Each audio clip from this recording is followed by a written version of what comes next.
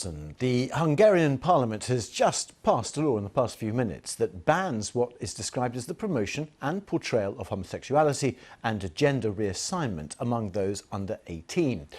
The right-wing government of Prime Minister Viktor Orban says the law, similar to one in force in Russia, protects children from gay propaganda.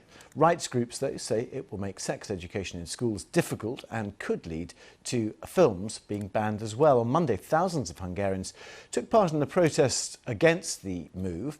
Joining me now live from Brussels is Delbos-Corfield, who is the European Parliament's rapporteur on the situation in Hungary. Thanks for joining us. There was a demonstration, wasn't there, outside Parliament there?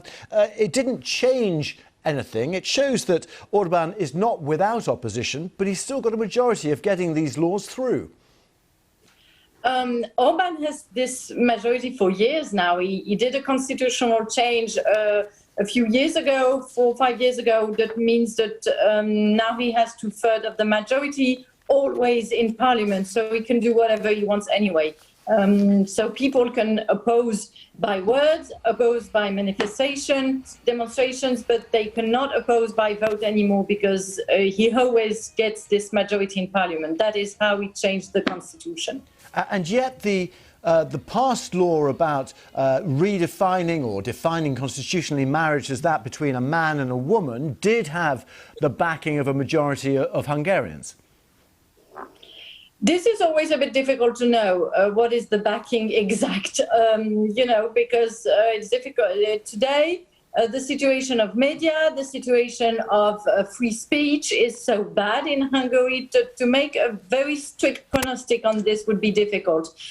What is clear is that when you do survey about LGBTI people or about European values, Hungarian people are no more homophobic than any other people, and they are very attached to European values. So to know exactly how you understand the Hungarian people is more difficult than just believing what Orban and his people say.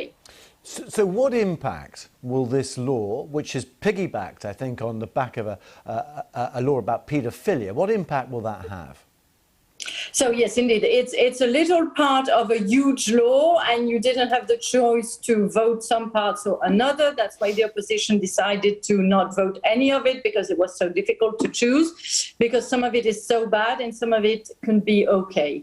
The impact is going to be exactly like in Russia, a criminalization of LGBTI content.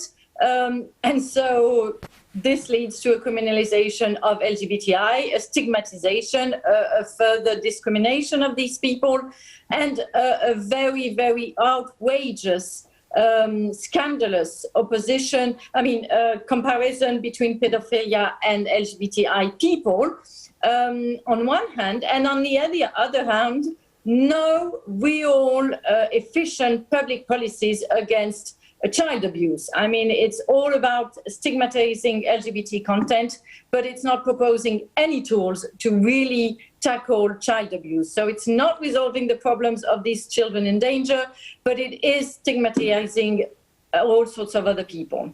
Just briefly, what impact and how damaging for school children, perhaps, wanting to learn more about this as they're struggling with their own sexuality?